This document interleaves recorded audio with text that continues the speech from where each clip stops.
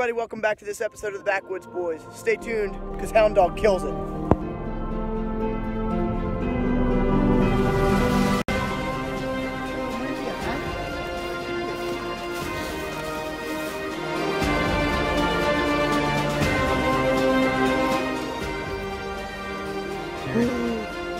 No. I know what it is. No. It took me a year to get that. Is he understanding liberty? No, it's better than that. That is awesome. Alright everybody, before this video starts, just a really quick announcement. You want some Backwoods Boys gear? Well, go get some. The store's now online. The link is in the description below. Get yourself a sweatshirt or a Backwoods Boys t-shirt. If you're worried about the money being used for personal use, well guess what? It's going to be put back into giveaways for you guys and more upgrades for the channel. So don't worry about that, but go ahead and buy yourself a Backwoods Boys sweatshirt or a Backwoods Boys t-shirt. And make sure when we send it to you that you send us some pictures in the email below. For those of you that have been commenting for the past few weeks, asking us to open up the store, this is for you guys. And for those of you who are new subscribers, this is something we do every once in a while for you guys to be able to rep some Backwoods Boys stuff. We thank you guys so much for the support that you guys are giving us. And through these t-shirt sales, this is just another way for you guys to show your Backwoods Boys support. All right, let's go on the episode.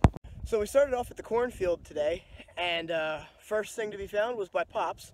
Not a coin, but a relic, and a nice one, so check it out. All right, everybody, welcome to this episode of the Backwoods Boys. I'm Redneck, this is Pops, and there's Hound Dog, and J-Hole is like a mile and a half into this massive, like 80-acre cornfield. I don't know if you guys can see J-Hole way out there.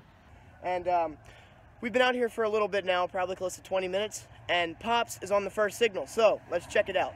First repeatable signal of the day. I only needed the hand tool for it. My first colonial button of the year. So I'm not going to really rub on it a whole lot just because there's some sand and stuff in this ground, but it's still pretty neat. I'm excited. Very cool. Nice. All right, we'll clean it up and show it to you in the wrap up. Let's get on to the next. Seth's on to his first real hard signal, and what we're thinking may turn out to be a hot spot. He got an old square note, but I got a signal too if you want to live take this one. See, you brought your little shovel today. Yeah. I usually like to bring the big one. I figured I'd bring my little one today for the field. Oh yeah. Piece of copper, something's green, maybe It's brass. Oh good, it's an old water spigot. On to the next. After a couple more relics, J-Hole manages to find this almost halfway across the field. I don't know if you guys can see J-Hole way out there. He is waving me down, he's calling my name, and of course he wants to go off on his own, so I'm going to catch up with you guys once I get over there. Looks like he's on to a target. Where are we, bud? Where's your plug? There's a little green right there. I'm thinking it's an Indian. Oh. Oh no, that's a coin.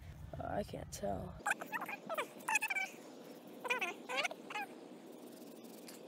Oh, yep, it's an Indian.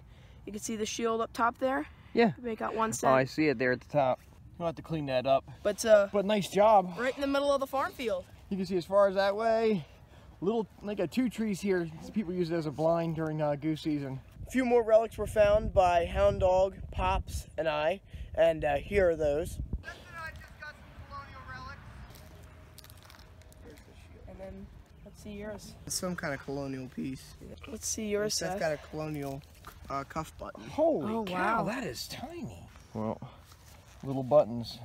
I guess the three of us have colonial targets, and J-Hole is working the mid to late 1800s. Just a few minutes after J-Hole has found his Indian head penny, we made the walk back. Pops and Hound Dog are working the tree line, and I got a really, really low tone, probably under nickel. And I think I got a dandy button, but it could be like one of those dandy tomback buttons. And actually right here next to one of Hound Dog's holes, what I believe to be the button. See that? Broken. Could be a dandy tomback. Yep, it's a dandy button. So what are we up to? 3 colonial buttons in the last like half hour here in this spot? Yes. Yeah. That's pretty nice. That is pretty nice. Dandy button. Let's get on to the next. And then J-Hole walked up on us with this awesome little piece of silver from the middle of the field. J-Hole is on his way from, I don't know, maybe like Arizona somewhere. He just walks off on his own. Rosie.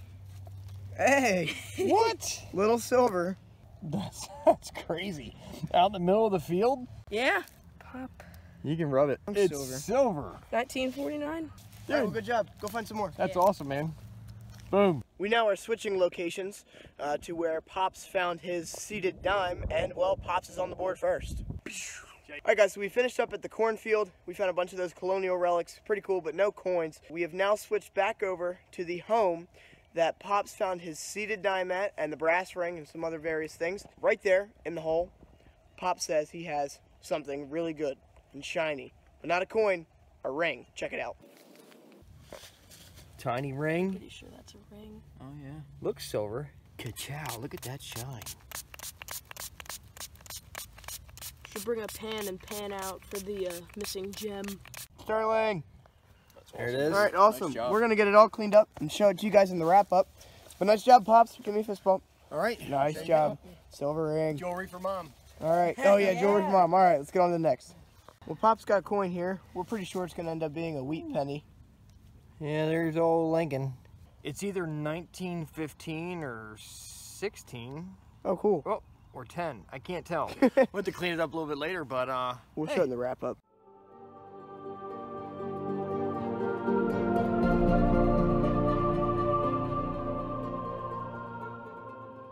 After Pop's finding that ring, Hound Dog's on the scent.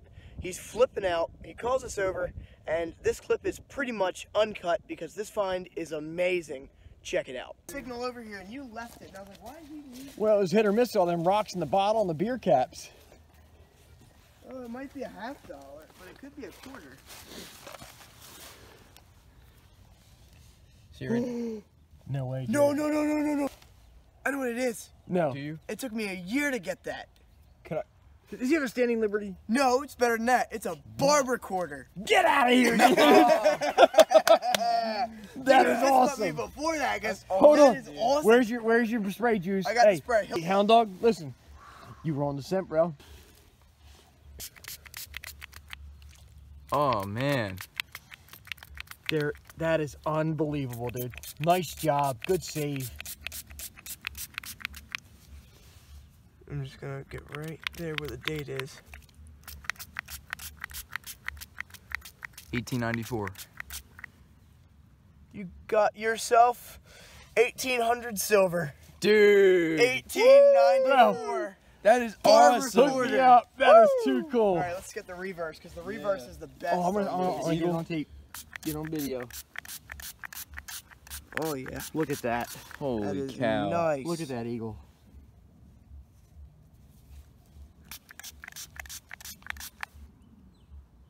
$1894, dude. That is gorgeous, dude. That was the most exciting part of all day today, bud. So far. I could hear it in your voice. I was all the way down there and you're like, oh! Well, folks, you've seen it. Hound Dog just found a barber quarter. Let's get on to the next.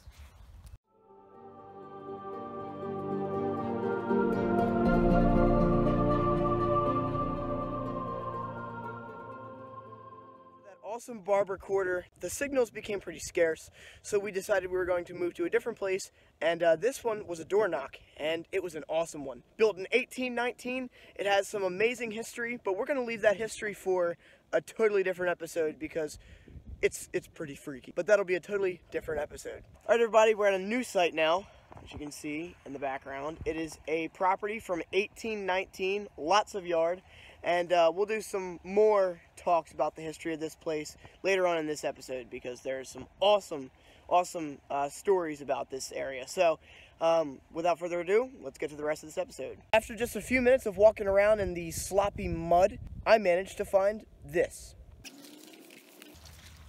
Look at that big silver spoon.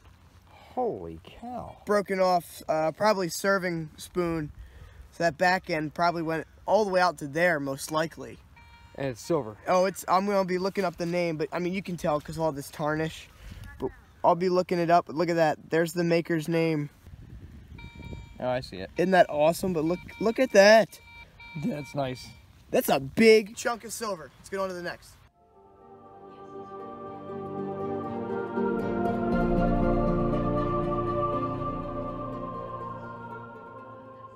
And just a few minutes after that one, I completed it. Guess what, y'all? I got the other end. Nice. Let me get some focus here. Now,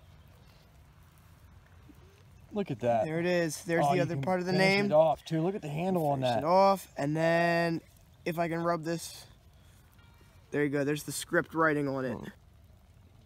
That is nice, man. This was about 3 or 4 feet away from the other part of the spoon. So I'm wondering who was the person that got mad and decided to just chuck the spoon across the table outside. One of the stealth diggers. The stealth diggers chucked the spoon. Shout out. Shout out to the stealth diggers. I've been binge watching. Gone forever. Gone forever.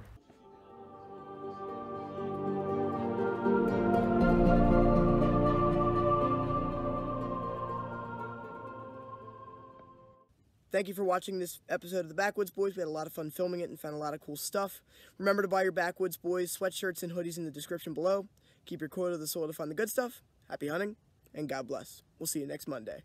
But right now, Joel, you've got the oldest to date. You've got something from the Pleiadic period. Whoa. Pleiadic period. Somebody's drawers just got thrown over here. See, we're finding buttons and colonial clothing. I'm telling you, folks, I believe there were colonials. If they're missing buttons and their clothes, they had to have been running out here butt naked somewhere. And they're dropping rosies.